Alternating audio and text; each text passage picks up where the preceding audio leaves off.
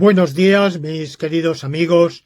En esta lección laurentina voy a ocuparme de dos principios que están íntimamente relacionados, son muy parecidos, pero son lógicamente independientes entre sí. Son dos axiomas de la lógica nomológica y son también dos principios del justnaturalismo aditivo, presentado y propuesto en mi libro Visión lógica del derecho, y dos tesis del racionalismo jurídico, la tesis 19ª y 20ª.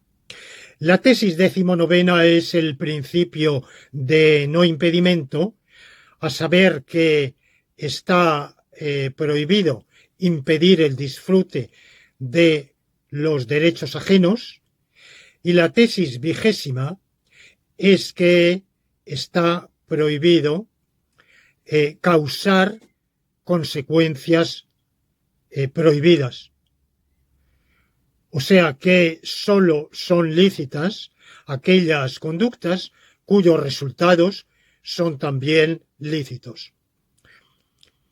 La primera de estas dos tesis lo que nos dice, lo que nos impone, es un deber de abstención, pero de abstención de impedir, de abstención de conductas que se interpongan en el legítimo ejercicio o disfrute de un derecho ajeno.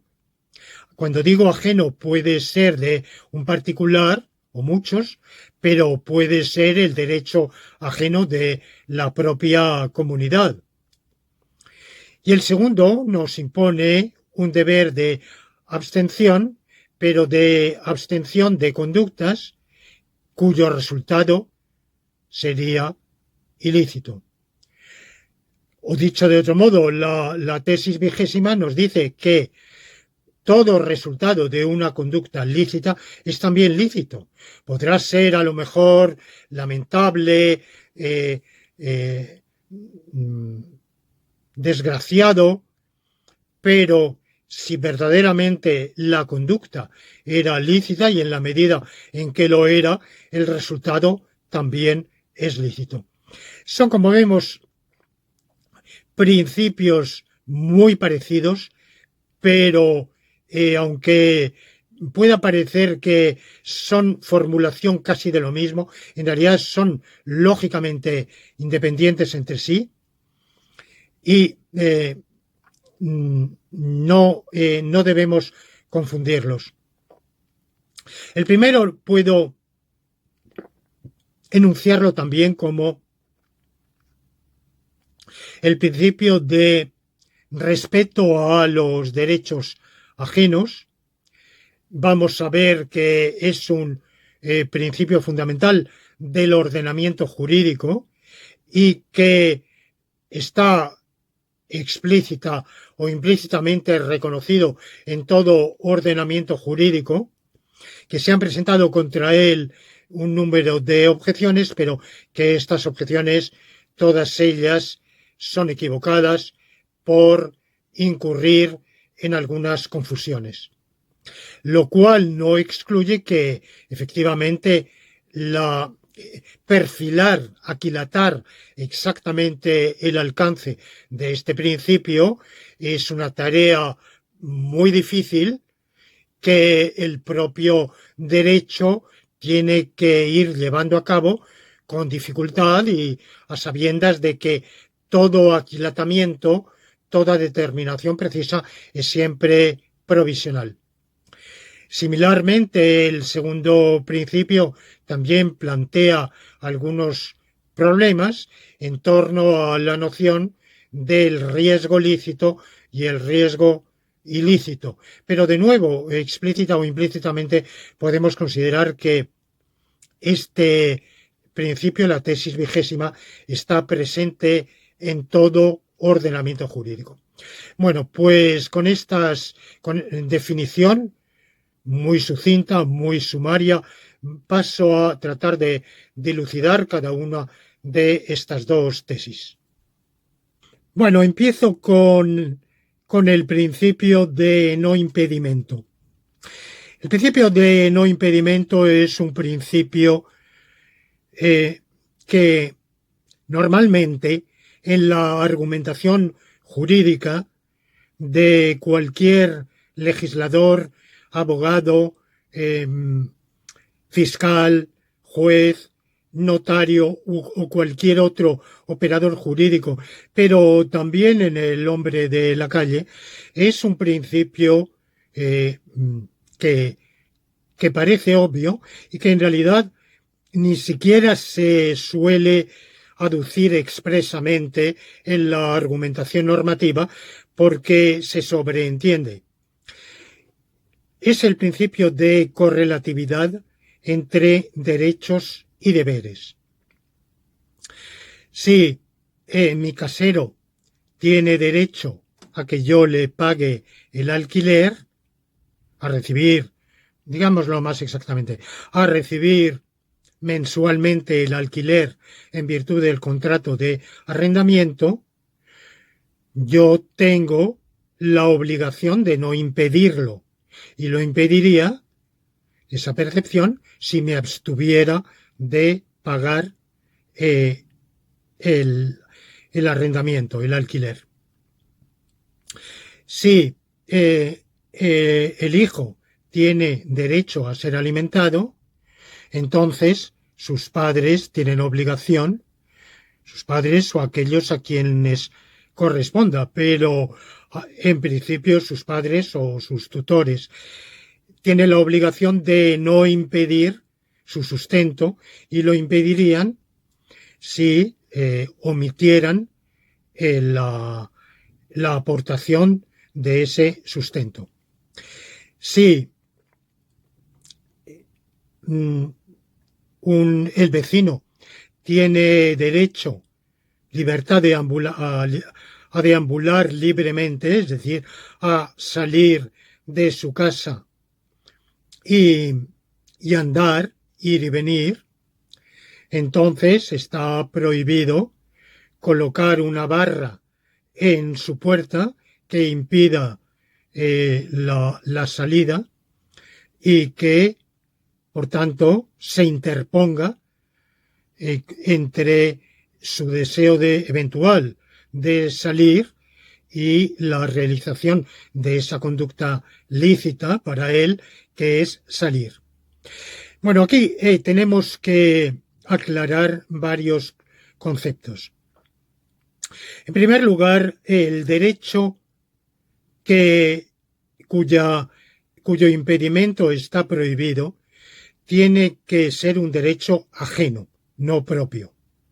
Es evidente que yo tengo una serie de derechos, puedo renunciar a ellos y me es lícito incluso situarme en tal entorno que me impida disfrutar de esos derechos. Bueno, esto puede estar limitado por la ley. Por ejemplo, hasta qué punto hay deberes para con uno mismo que nos impiden legalmente mutilarnos o dejar que otro nos mutile, nos ampute un miembro, nos ciegue o nos emascule, cualquier otra pérdida irreversible que nos permita en el futuro disfrutar del derecho que tenemos de libertad corporal, de libertad de uso de nuestros miembros.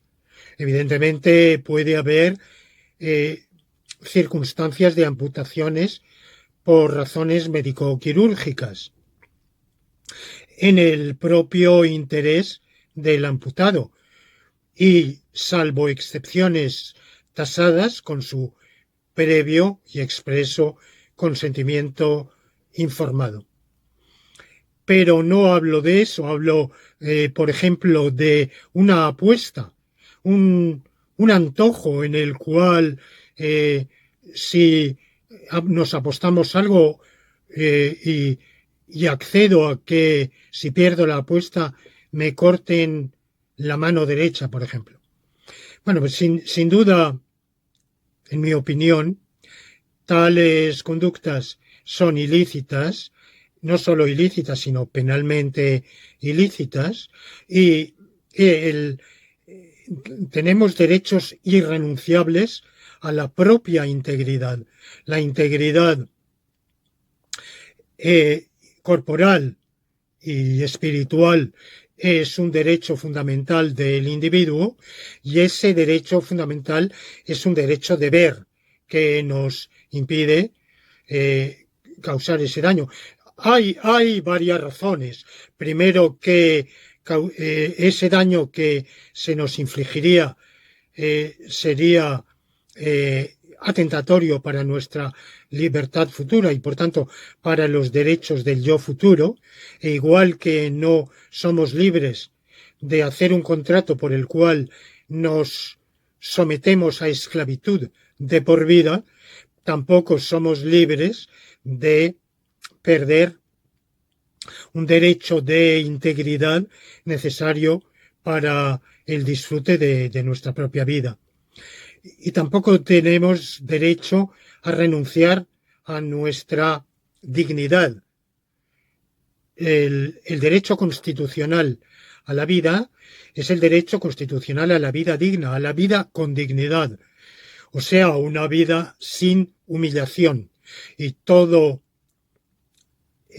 acceder a conductas ajenas que impliquen someternos a humillación, esto está prohibido. Podremos discutir si está penalmente prohibido, pero de todos modos es un acto ilícito. Sin embargo, uno mismo puede someterse a unas condiciones que le impidan, por lo menos transitoriamente, disfrutar de algunos de sus derechos. Alguien puede encerrarse en una cueva para hacer un experimento, de tal modo que la cueva queda cerrada con un candado, y es otro el que está encargado, pasados unos cierto tiempo, un número de días, de venir a rescatarnos. Bueno, ¿esta conducta es lícita o es ilícita?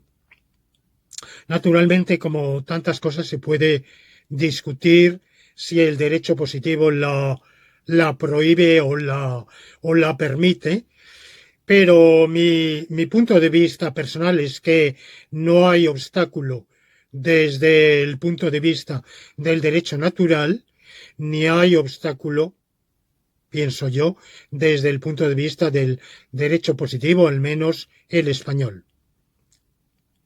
Porque no es una renuncia definitiva a la libertad, ni a la dignidad, ni a la integridad, sino que es una renuncia a ejercer uno de los factores de la libertad deambulatoria durante un tiempo perfectamente circunscrito. Claro, podemos ahí especular qué pasa si en vez de ser 15 días es un año. Seguramente ahí estaríamos en una situación de pérdida de libertad que, aunque no es del todo irreversible, pero es absolutamente intolerable. Bueno, un problema interesante, pero que afecta tanto al derecho natural como al positivo. Sin embargo, nada de todo eso entra en el ámbito de aplicación del principio de no impedimento, porque el principio de no impedimento se aplica exclusivamente al impedimento del disfrute de derechos ajenos. Por tanto, la alienidad o ajenidad es una nota absolutamente esencial en este principio. Y cuando en la semántica común del razonamiento normativo se sobreentiende que existe una correlación intrínseca, lógica, entre derechos y deberes, lo cual es comúnmente admitido. Hay quien opone algunas objeciones, dice que hay derechos sin deberes correlativos y hay deberes sin derechos correlativos. Pienso que es un error, que todo derecho tiene deberes correlativos y viceversa, todo deber tiene derechos correlativos, pero cuando de manera general y amplísimamente mayoritaria se reconoce que existe una correlación lógica por el significado mismo de las palabras, por el potencial deductivo de los conceptos utilizados, cuando se dice que hay, en virtud de eso, una correlación lógica entre derechos y deberes, muy a menudo no se especifica cuál es esa correlación lógica. Bueno, pues este principio de no impedimento nos da una parte de la respuesta. No toda, porque habría que añadir el complemento o el principio recíproco al principio de no impedimento, y ese es mucho más complicado, no tiene una formulación en la lógica deóntica. Sin duda que es válido, pero para su enunciación requiere recursos de formalización que rebasan aquellos que se utilizan en la lógica nomológica. La lógica nomológica es una aproximación razonable a una parte amplia, yo diría que amplísima, del razonamiento normativo, de la deducción normativa, pero no es exhaustiva. En realidad, la lógica nomológica se ha elaborado como un programa de cara a su expansión ulterior, con el hallazgo de nuevos axiomas o con la incorporación de nuevos recursos de conceptualización y de notación simbólica para expresar otros principios que seguramente son verdaderos, entre otros, como digo, el principio recíproco al de no impedimento. De momento no voy a meterme en ese berenjenal, en esas complicaciones, y me limito aquí al principio de no impedimento. Digo que cuando existe un derecho ajeno, es decir, cuando un hecho cuyo sujeto o cuyo beneficiario es otro, un hecho que puede ser activo u omisivo,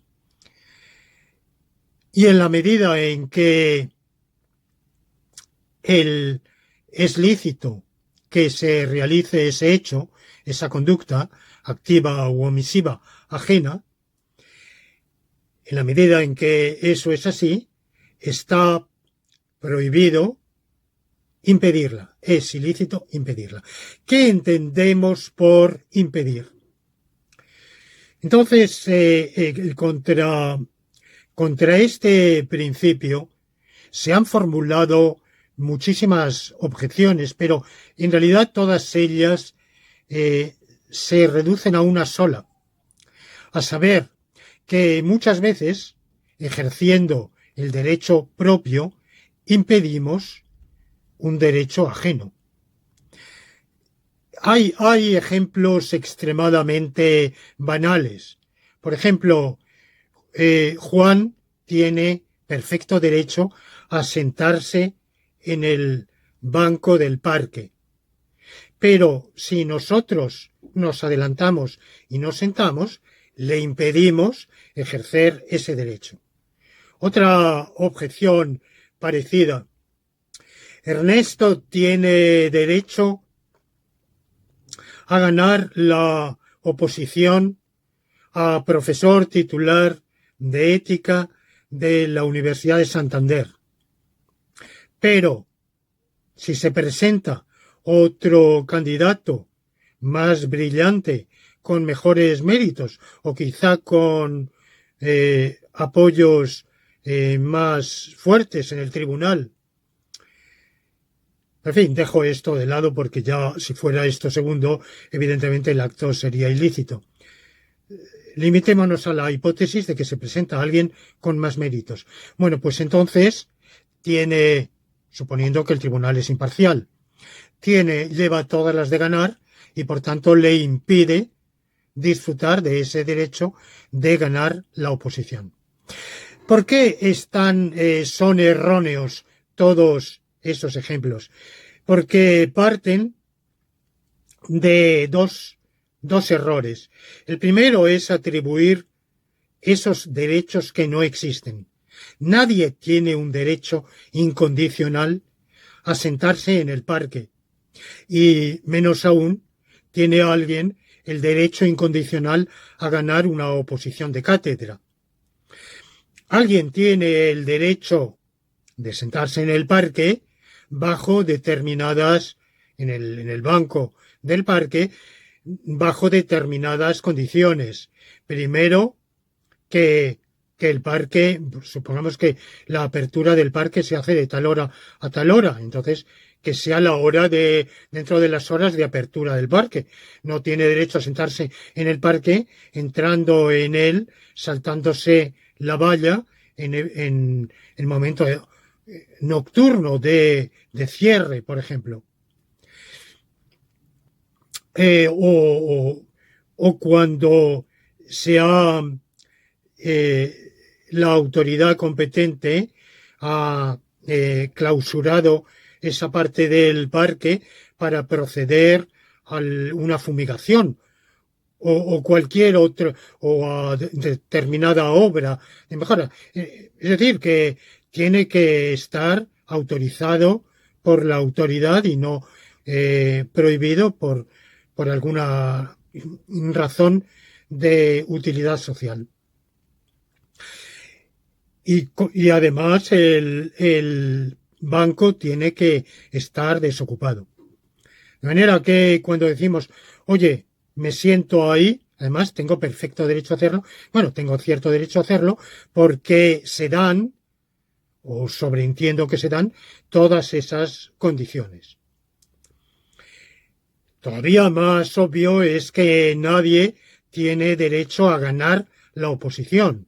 Tiene derecho a, si reúne los requisitos correspondientes, firmar la oposición y presentarse a los ejercicios.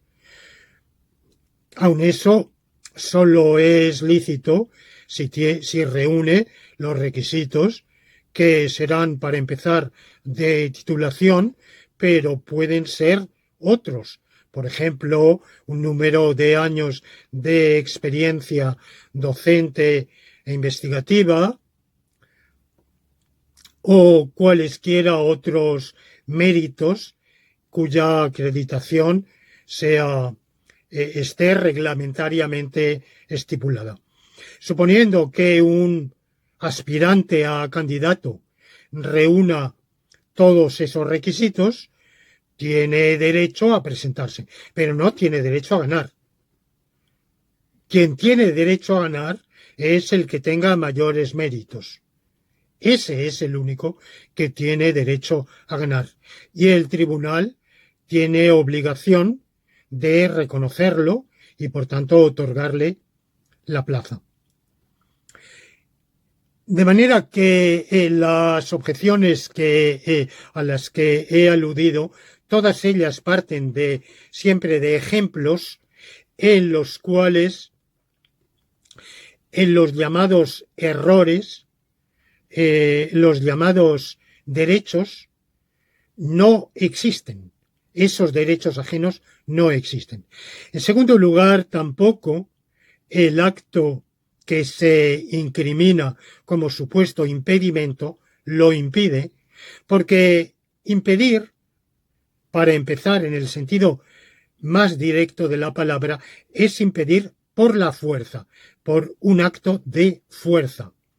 ¿Qué entendemos por fuerza? No forzosamente violencia. Toda violencia evidentemente es fuerza. Por violencia voy a entender cualquier uso de la fuerza que cause o tienda a causar daño o que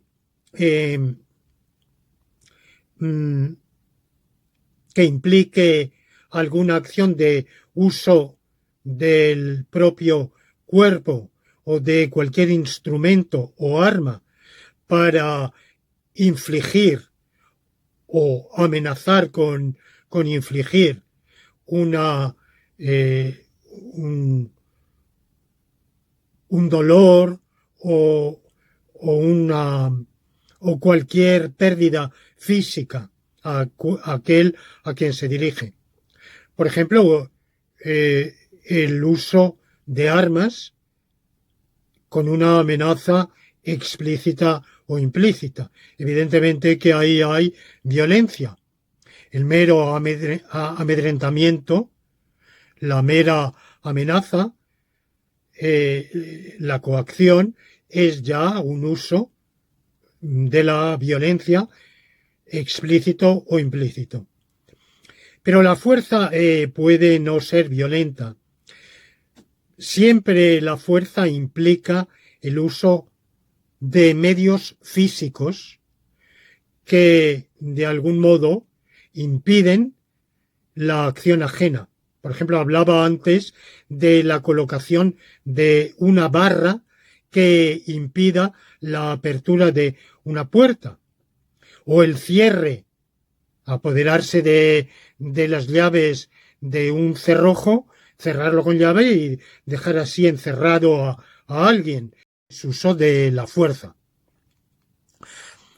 Hay, por tanto, muchos usos de la fuerza que no son directamente violencia. Lo que técnicamente en el derecho penal se llama fuerza en las cosas. Por ejemplo, asaltar el escalo o entrar en una vivienda forzando la cerradura. Es un uso con una palanqueta o con o cualquier otro instrumento similar. Evidentemente hay un uso, una realización corporal que hace uno u otro tipo de fuerza en las cosas y que impide el disfrute del derecho ajeno. Por ejemplo, el robo en casa de alguien impide el disfrute de su derecho de propiedad sobre sus bienes.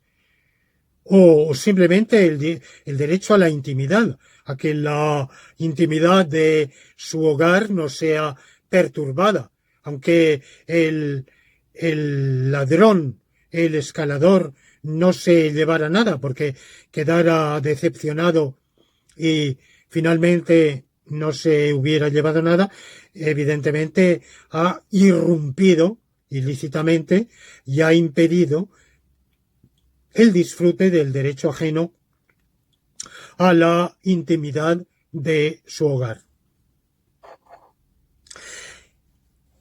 Por tanto, el concepto de impedimento que invocan los objetores está equivocado porque en los casos que ellos aducen no hay ningún impedimento, ni violento ni por la fuerza, en ningún sentido de la palabra. Quien se sienta en el banco no realiza ningún acto de fuerza. Va a estar sentado un tiempo, luego se va a ir. Entonces el aspirante a sentarse puede llegar cuando ya haya quedado el asiento vacío y entonces puede sentarse perfectamente. Sin embargo, el concepto jurídico de impedimento, y cuando digo jurídico no me refiero únicamente a jurídico según el derecho positivo, sino también según el derecho natural, es un poco más amplio que el empleo de la fuerza. Existen realizaciones que analógicamente el derecho considera similares o afines al uso de la fuerza. En primer lugar, he de aclarar que el uso de la fuerza puede ser directo o indirecto. Y es indirecto, por ejemplo, cuando se invoca directa o indirectamente la fuerza pública.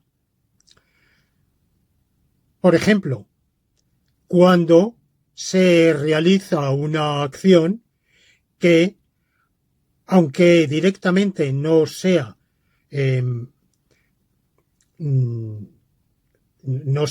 ningún ejercicio de fuerza, sin embargo, va a invocar en su defensa el uso de la fuerza pública. Supongamos, por ejemplo, un predio ajeno o una vivienda ajena que es ocupada, indebida e ilícitamente ocupada. Pero el ocupante aduce falazmente que es suya y llama a la fuerza pública a que evite al propietario el acceso y exhibe falsos títulos que acreditan la ocupación.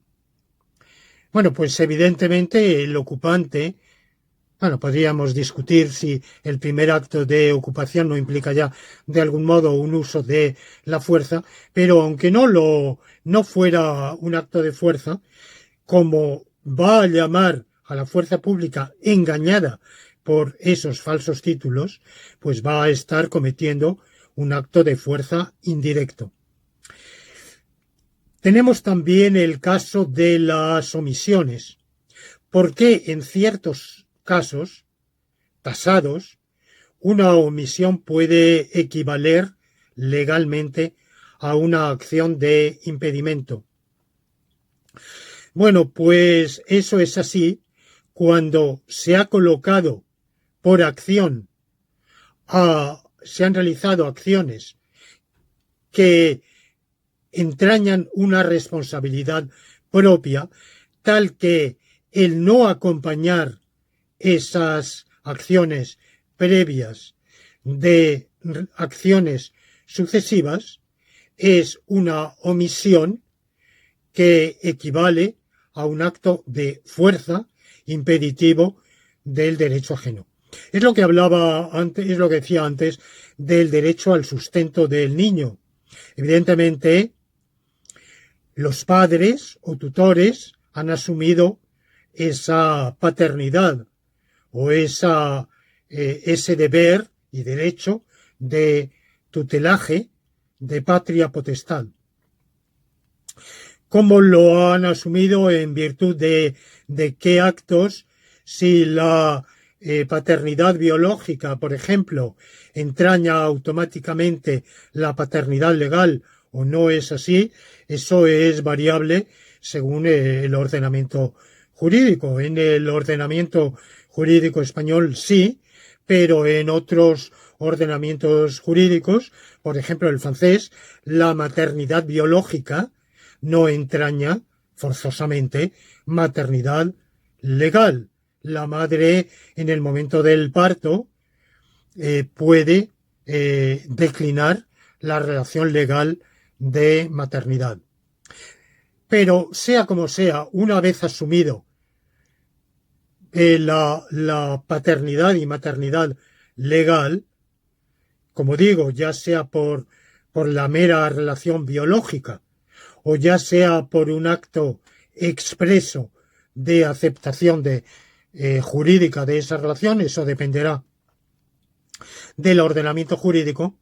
Una vez que se ha hecho eso, se somete a la criatura con la cual se ha entablado ese vínculo a una situación de indefensión tal que el no proporcionarle el sustento es un impedimento físico, es un impedimento que analógicamente equivale a impedimento por la fuerza de su derecho al sustento.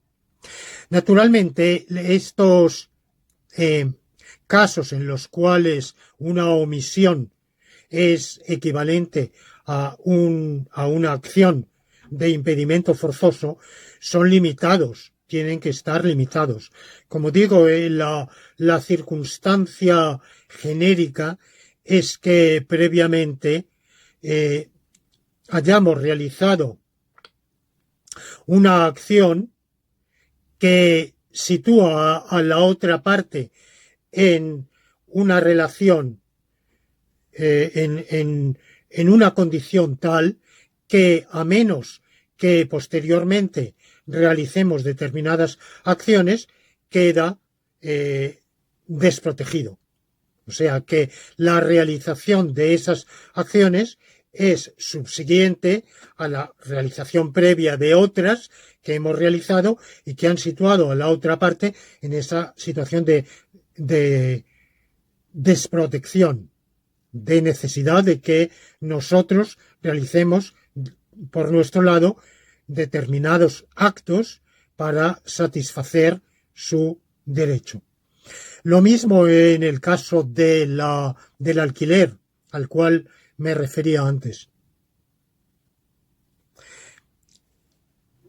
El dueño del piso, según el ordenamiento jurídico, tiene el derecho de propiedad, que es derecho de usar el bien, disfrutar de él y disponer de él.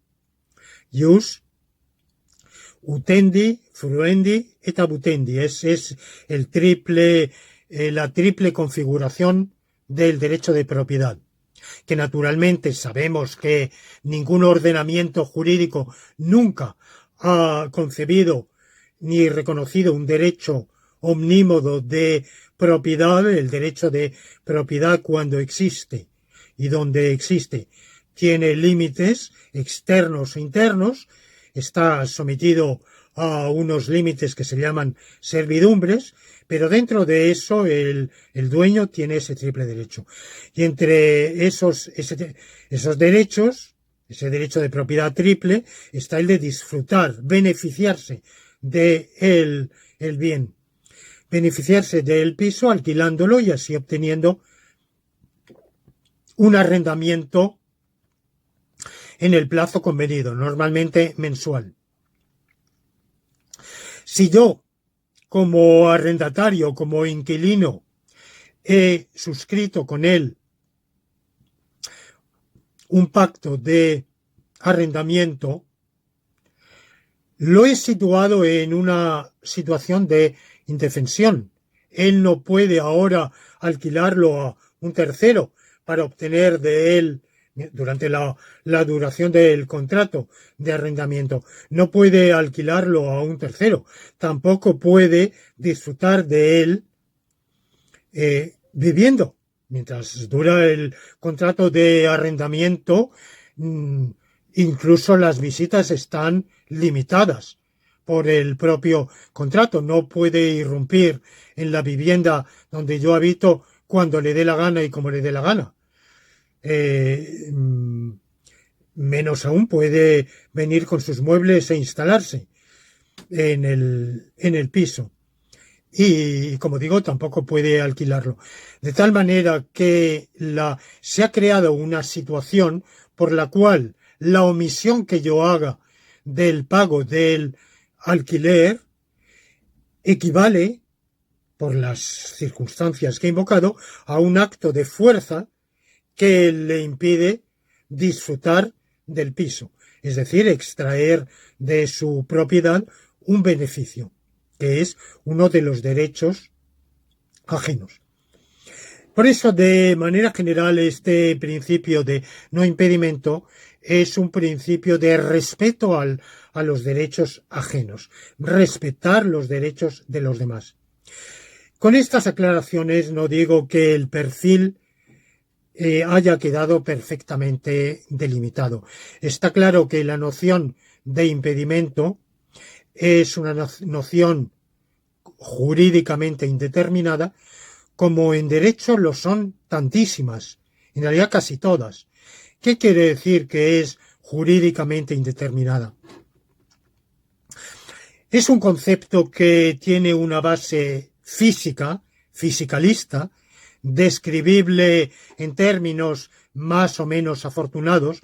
Puede que aquellos que yo he utilizado en la formulación precedente hayan sido muy afortunados o no lo hayan sido, pero espero que hayan dado alguna aproximación razonable, evidentemente, a lo que es esa relación de impedimento que implica unos movimientos corporales con un resultado que de algún modo acarrea coerción, obstaculización física directa o indirecta del disfrute de un derecho ajeno, sea de acción o de omisión.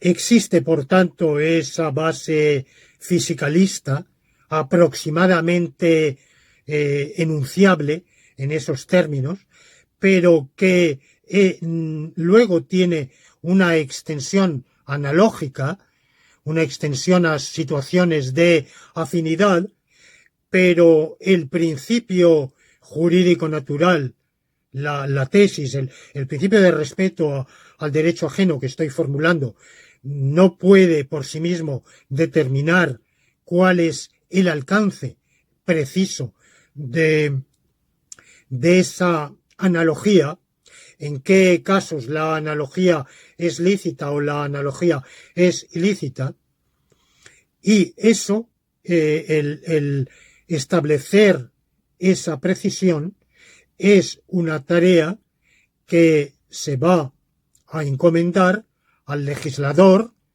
porque el principio de respeto al derecho ajeno es un principio fundamental del derecho, es un axioma de derecho natural que estoy ahora mismo formulando, es un principio que se ha incorporado al texto, por lo menos de algunas constituciones, pero que implícitamente está en todas ellas, y luego el legislador va a tener que empezar a determinar, diría yo, cuáles conductas son tales que implican una falta de respeto a los derechos ajenos.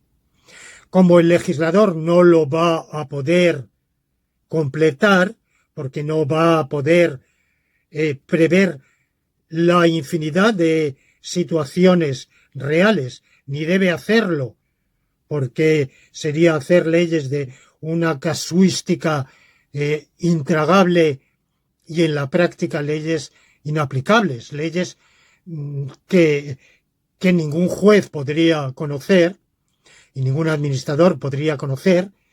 Bueno, pues en pos del legislador vendrá la administración, a la cual incumbe reglamentar los derechos reconocidos por la ley, con los reglamentos, decretar esos reglamentos, y finalmente el juez, que tendrá a través de la jurisprudencia que ir afinando más y determinando más en función de la complejidad de la situación del mundo y de los parámetros de la interpretación de la ley, que es variable en el tiempo, entre otros cánones hermenéuticos según la realidad social a la cual ha de aplicarse.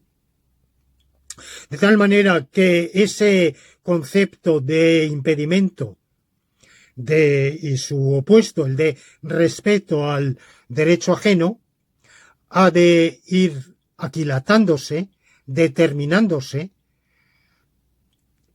en pasos sucesivos por el poder constituyente, el poder legislativo, el poder ejecutivo y el poder judicial.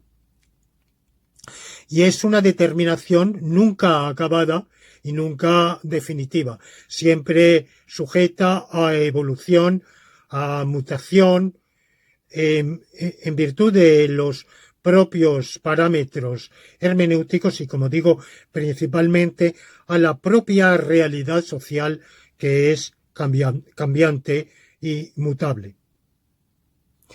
La Constitución española, en su artículo 10.1, establece este principio de respeto a los derechos de los demás. No lo formula como un deber, no dice que sea un deber fundamental. En realidad, la Constitución no enumera una lista de deberes fundamentales. Yo pienso que es una insuficiencia, que todas las constituciones y declaraciones de derechos deberían ir acompañadas de declaraciones de deberes fundamentales, pero sí formula este principio como fundamento del orden político y de la paz social.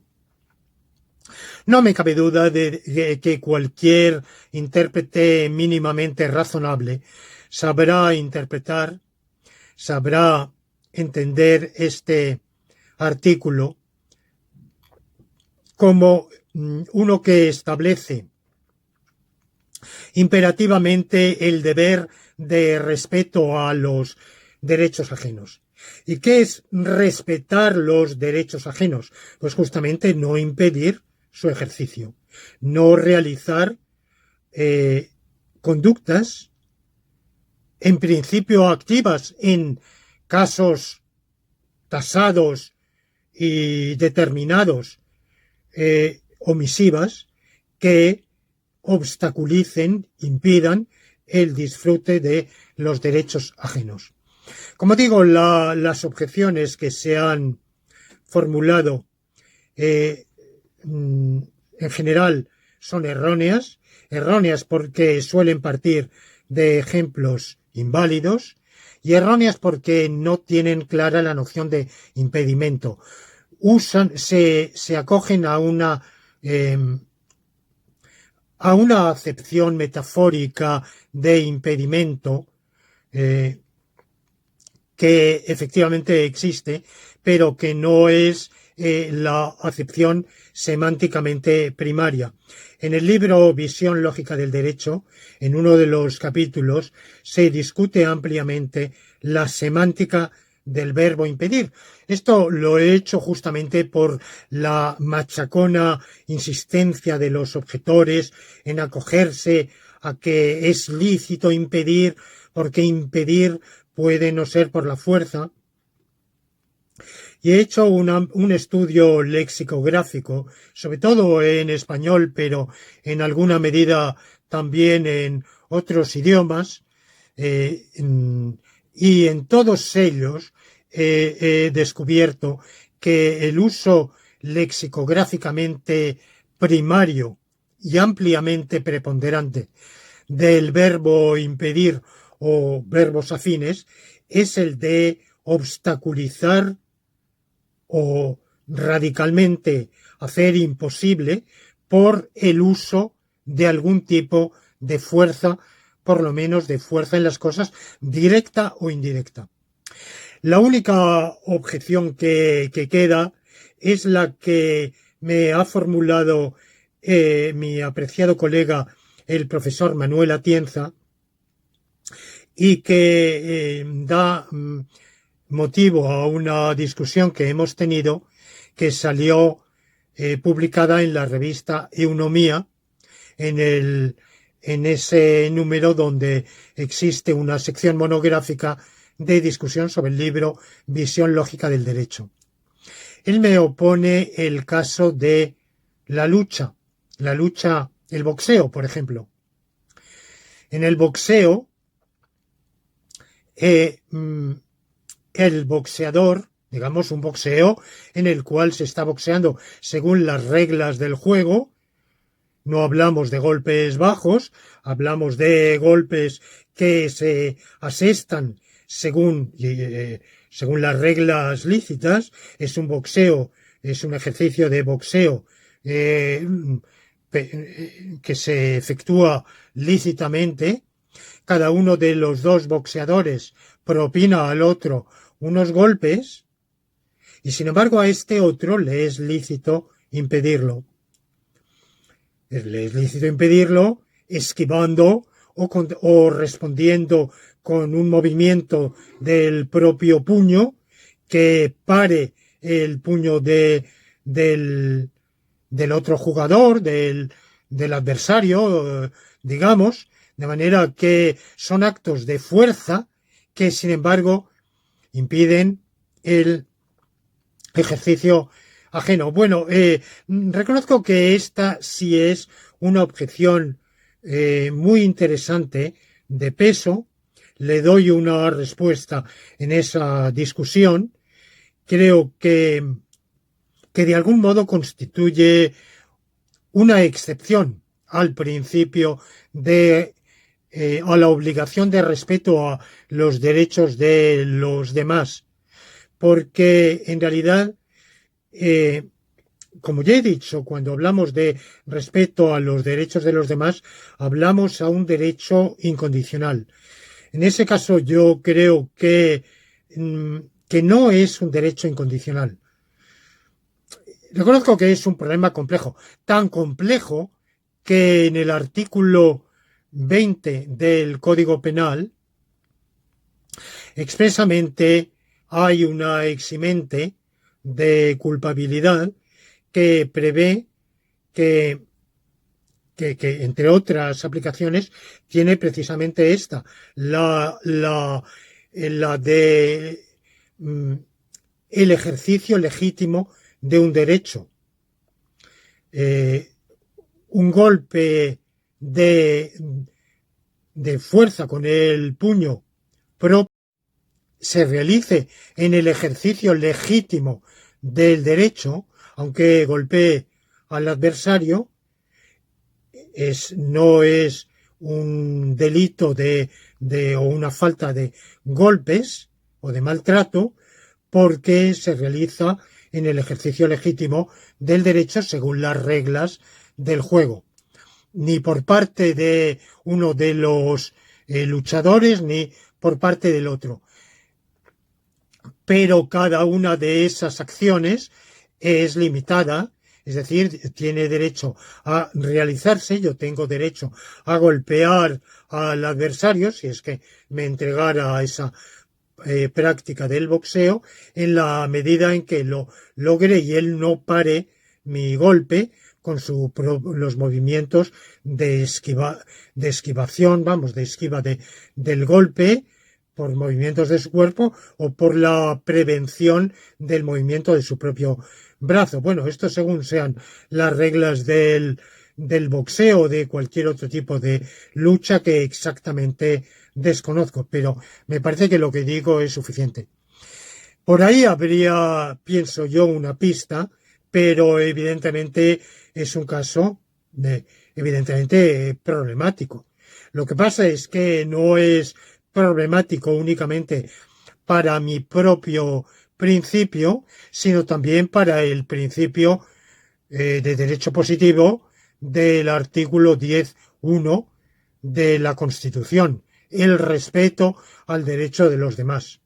Podríamos decir, si el derecho del contrincante a golpear no es impedido por el acto propio de esquivar el golpe de un modo u otro, y por tanto si ese acto propio no conlleva una falta de respeto al derecho ajeno, en este caso del otro boxeador, a golpear. Bueno, yo diría es que no tiene un derecho incondicional a golpear. Pero, insisto, reconozco que es caso problemático, tan problemático que da lugar a toda una jurisprudencia en aplicación al artículo 20 uno de los varios supuestos del artículo 20 del Código Penal. Y la jurisprudencia va delimitando. De nuevo, ese artículo también utiliza conceptos jurídicamente indeterminados que, mal que bien, trabajosamente, la jurisprudencia va determinando, pero con una determinación variable. Bueno, pues con esto paso a la segunda tesis, que es el principio de que en la medida en que una conducta es lícita, sus consecuencias causales son lícitas. O dicho de otro modo, que si un resultado es ilícito, causarlo también es ilícito.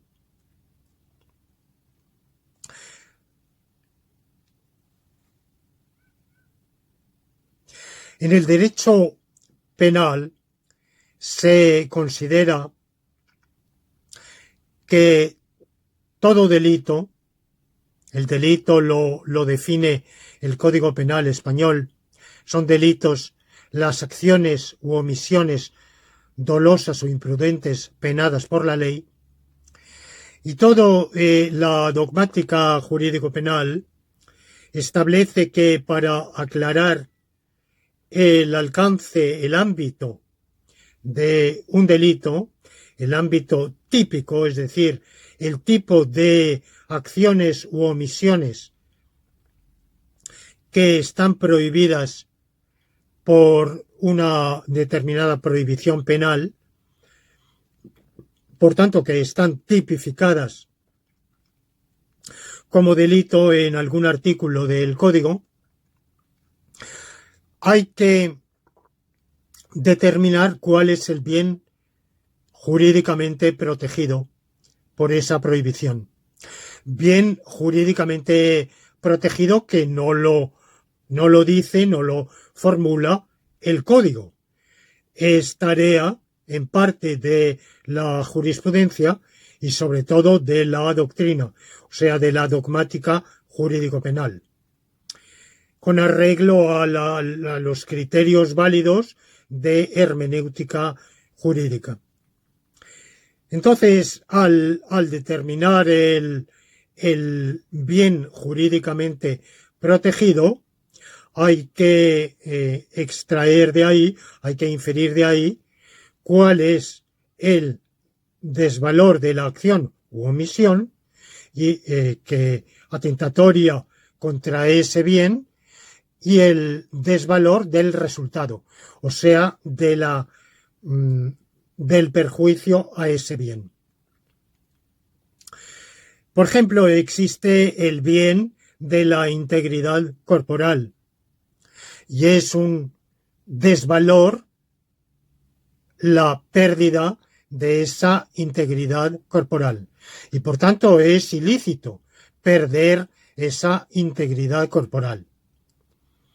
Por tanto, por este principio que estoy ahora exponiendo, el de la causación, está prohibido cualquier comportamiento que cause la pérdida de integridad corporal de alguien, en principio de otro. Ya se podría discutirse también de uno mismo. De momento no entro en ese problema. Por ejemplo, la conducción temeraria es evidente que es susceptible de causar daños ajenos, no solamente susceptible, sino que tiene altísimas probabilidades de causar ese tipo de daño, es decir, entre otros, la pérdida de integridad corporal, de causar mutilaciones, pérdidas de un miembro u otras secuelas similares en el cuerpo de las víctimas. Y así muchísimas otras conductas. Por ejemplo, en la caza. Es evidente que el cazador que realiza su actividad venatoria de manera dolosa o imprudentemente indebida, también tiene altas probabilidades de causar un efecto que es prohibido, porque es el daño sufrido a un bien jurídicamente protegido, que de nuevo sería la vida o la integridad corporal ajena. Podríamos poner múltiples ejemplos. Ahora bien, de nuevo, hay objeciones contra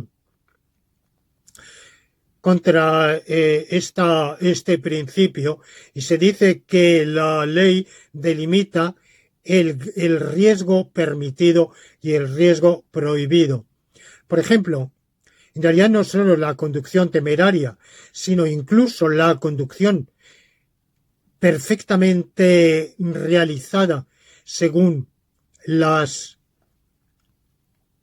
reglas, según el código de la circulación, por alguien que está acreditado a conducir y que lo realiza en ejercicio legítimo de ese derecho, que se atiene escrupulosamente a todas las normas de conducción, que está en el perfecto uso de sus facultades y no conduce bajo efectos de alcoholemia ni ningún otro. Sin embargo, por un accidente puede causar un efecto que es un efecto dañino para un tercero. Bueno, ahí podríamos discutir si ese resultado es un resultado ilícito o, aunque sea un resultado desgraciado, lamentable, no es ilícito, justamente porque no ha sido causado por ninguna acción ilícita. Por ejemplo, si un niño imprudentemente e indebidamente, inopinadamente, súbitamente, irrumpe en la carretera cuando es demasiado tarde para que el conductor, por muy alerta que esté y por conduciendo dentro de la velocidad permitida y con con todo el cuidado normalmente exigible, así no pueda parar y arrolle a ese niño. Bueno, pues se podría decir, ese resultado está prohibido o es un resultado lamentable, desgraciado, pero no es un resultado prohibido. Bueno, y ahí una determinada escuela de derecho penal moderna habla de el riesgo jurídicamente permitido. Hay un grado de riesgo jurídicamente permitido y superarlo sería lo que estaría jurídicamente prohibido. Y esa escuela ha querido aplicar esto a todos los ámbitos, a todos los tipos del derecho penal. Yo creo que es rizar el rizo, pero no voy a entrar aquí en ese debate que desborda el marco de la presente discusión. Bueno, yo creo que a ese tipo de objeción podemos responder de varios modos. Uno, decir que ese resultado causal es lamentable, es triste, pero no es ilícito, precisamente por las circunstancias que concurren. Y otro es que, suponiendo que lo sea, estaríamos en una situación de conflicto de derechos.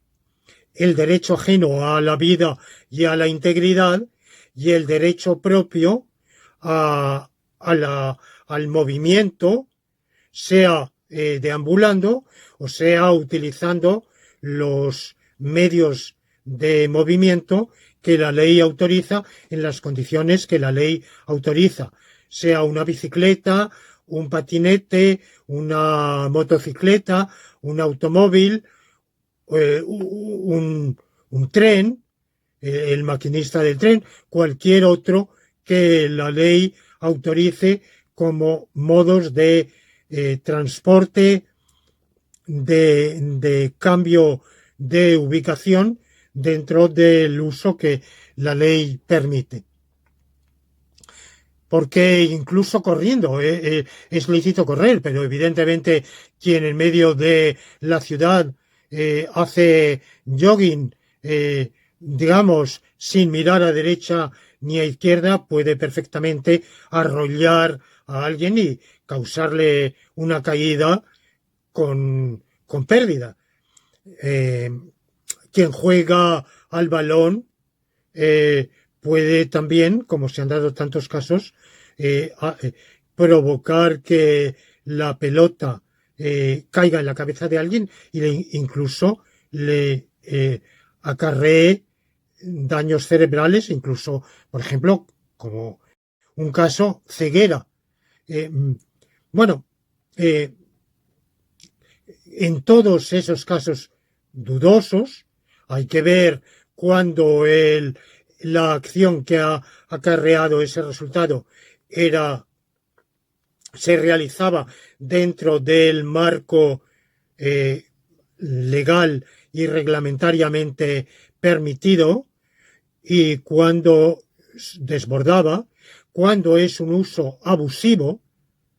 Por ejemplo, en una zona donde hay, y uno lo sabe, posibilidad, mayor o menor, pero posibilidad de que haya transeúntes que irrumpan en la carretera o que atraviesen una zona a donde fácilmente puede llegar la pelota con gran impacto a poco que se desvíe, pues entonces el uso del derecho propio de jugar a la pelota o de circular con un vehículo reporta un beneficio propio menor que el daño ajeno que se ocasiona. Y por tanto, en ese tipo de situaciones hay que el conductor o el jugador ha de extremar la precaución, no ha de atenerse únicamente a los preceptos legales y reglamentarios de ejercicio de esas actividades, sino que para no incurrir en abuso del derecho ha de extremar la precaución, ha de tener una precaución no ordinaria, no la precaución normalmente exigible, sino una precaución muchísimo mayor. Otra cosa es cuando se está atravesando un campo en el cual normalmente no hay previsibilidad razonable ninguna de que nadie vaya a irrumpir. Pero resulta que, contrariamente a toda previsibilidad razonable, irrumpe alguien. Bueno, he dicho que este principio de causación hay que extenderlo a uno más amplio, que yo diría es la obligación de no ocasionar resultados prohibidos. La diferencia entre causar y ocasionar es que causar es necesariamente por acción y ocasionar es por omisión. Pero ocasionar es un concepto muy amplio y por tanto solo hay un ocasionamiento prohibido en virtud de este principio en casos específicos en los cuales la ley motivadamente equipara ciertas omisiones a acciones. Son casos en los cuales la inacción significa que el damnificado o los damnificados, que puede ser el interés público, no forzosamente un interés privado, va a verse privado de posibilidad de impedir el daño, y sólo la acción propia puede impedir ese daño. Y además tienen que concurrir otras circunstancias. Por ejemplo, que aquel sobre el cual va a recaer esa obligación de impedir un daño ajeno haya realizado actos propios que lo sitúan en una responsabilidad especial,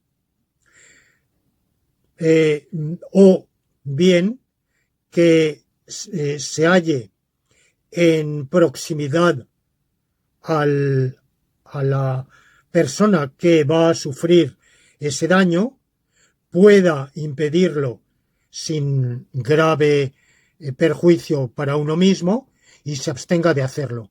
Esto último es el deber de socorro, es el deber de impedir un daño ajeno grave cuando uno puede hacerlo sin sacrificio propio y por hallarse en un radio de proximidad y no habiendo otra posibilidad de que lo haga, o probabilidad de que lo haga un tercero, o existiendo la duda de que un tercero lo vaya a hacer. Y el primer caso es el que de lo que en dogmática jurídico-penal se llama la comisión por omisión.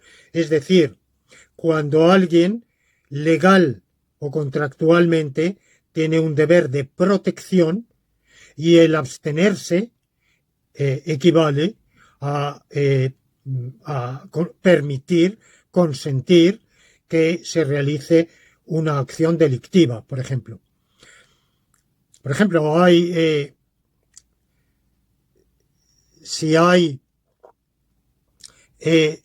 un menor que a quien su tutor permite que sea molestado o sea objeto de abusos sexuales por un tercero, bueno, pues aunque el tutor no está haciendo nada, simplemente está absteniéndose de intervenir, pero evidentemente esa abstención, dadas las circunstancias, equivale a una acción. Está ocasionando ese daño prohibido, ocasionándolo por omisión.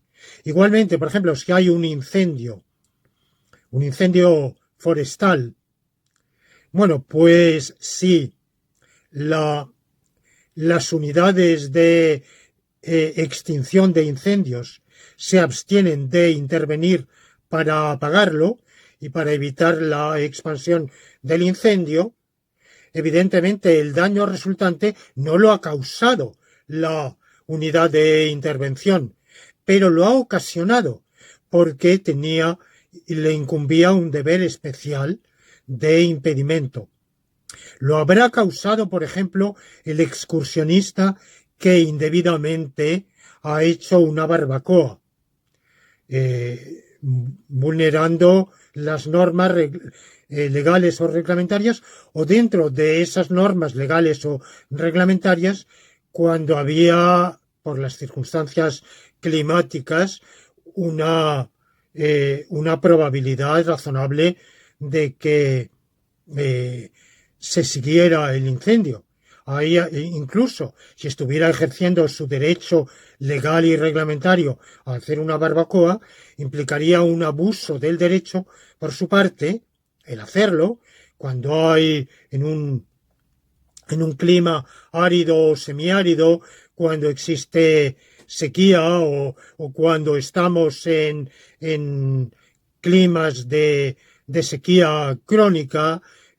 Bueno, pues en esos casos, incluso si la ley y los reglamentos permiten hacer una barbacoa, es evidente que quien la haga está obligado, en aras del bien ajeno y del bien público, a extremar la precaución al máximo y, y a pecar, vamos, a caer del lado de ser demasiado cauto en vez de demasiado atrevido. Y por tanto, abstenerse en esa duda, abstenerse de la realización. Sin embargo, no cualquier omisión que impida un resultado, no cualquier omisión de una intervención que podría impedir un resultado dañino es un ocasionar ese resultado. Por ejemplo, sabemos que hay, lamentablemente, en Eritrea, un número de muertos por desnutrición. Es uno de los países donde eso se produce. Y quizá, si nos pusiéramos de acuerdo, si nos asociáramos, si nos afiliáramos a una asociación determinada, a una ONG de ayuda a Eritrea, podríamos impedir ese resultado, por lo menos para una temporada. Bueno, es evidente que el conocimiento que tenemos de todo eso es demasiado escaso. Ni siquiera estoy diciéndolo a título de hipótesis. Sé que en el mundo hay una serie de seres humanos que mueren de desnutrición parcial o total, generalmente parcial. Conjeturo que algunos de ellos pueden ser de Eritrea, por el vago conocimiento que tengo de ese país, pero no lo sé seguro. Tampoco sé exactamente qué ONGs realizan unas labores que pudieran atajar esos daños en ese país. En realidad mi conocimiento de cada una de ellas es muy limitado. Jurídicamente, ni en derecho natural ni en derecho positivo, estoy obligado a afiliarme a nada. No puedo afiliarme a todas, evidentemente, afiliarme a alguna de ellas que pudiera atajar ese daño. Además que, suponiendo que lo hiciera, no estaría afiliándome a una que aliviara el daño por la desnutrición en Suazilandia, por ejemplo. Y si lo hiciera, no lo estaría haciendo a una que aliviara el hambre en Agadez, en el norte del Níger. Bueno, es evidente que eso no quiere decir que el ordenamiento jurídico no nos imponga indirectamente obligaciones. Creo que sí, que nos impone la obligación de contribuir al bien común de nuestra propia comunidad política, de ello hablaré después, pero no más en general, en alguna medida al bien común de la humanidad, y esa obligación de contribuir al bien común de la humanidad puede ser, por ejemplo, la de contribuir con nuestra propia, por los medios de expresión que estén a nuestro alcance, a que se difunda y se popularice el deber de hermandad universal y, por tanto, de ayuda de los países en mejor situación económica a aquellos que están en peor situación económica para aliviar esos males y evitar o aislar esos sufrimientos, esas penalidades. Y en la medida en que se viva en regímenes en los cuales el ciudadano tiene algún tipo de influencia en la cosa pública, a usar sus derechos de influencia en la medida de lo posible para que se sigan políticas públicas que vayan en esa dirección. De manera que sí, tenemos algún deber en ese sentido, pero no ningún deber específico y concreto de impedir tal o cual resultado de desnutrición en tal o cual lugar del mundo que no conocemos más que si acaso por una estadística.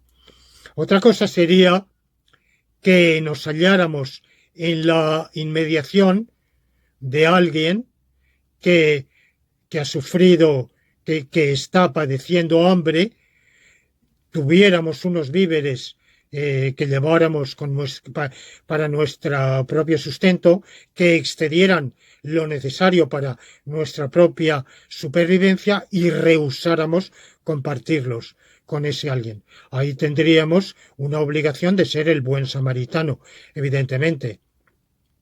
El buen samaritano no es aquel que justamente se halla por las circunstancias, por accidentes, por el caso fortuito, en presencia e en contigüidad con aquel que está padeciendo ese daño, puede impedirlo, y en ese caso la omisión equivale a causar el daño. Pero son circunstancias muy particulares, muy excepcionales, en los cuales la omisión, el omitir es un ocasionar, el no impedir el daño es por una abstención, por una omisión propia, es un ocasionarlo. Son casos tasados que la ley trata de determinar, y yo no digo que con las explicaciones que he dado quede perfectamente delimitado cuando una omisión es un ocasionar y cuando no lo es. Creo que, de nuevo, es un concepto jurídicamente indeterminado, pero pienso que las aclaraciones que he dado marcan una pauta inicial aproximada que sirve al legislador y en pos del legislador al Poder Ejecutivo, al Poder Judicial, para ir determinando esos casos en los cuales, en alguna medida, por lo menos, la omisión equivale a una causación. Y por tanto podríamos decir no solo causar en sentido estricto, sino también ocasionar. Bueno, pues con esto pongo punto final a esta lección laurentina de hoy y les doy cita para la próxima lección laurentina, en la cual vamos a hablar de la tesis 21ª, muy importante, que es la obligatoriedad de que se realice el bien común.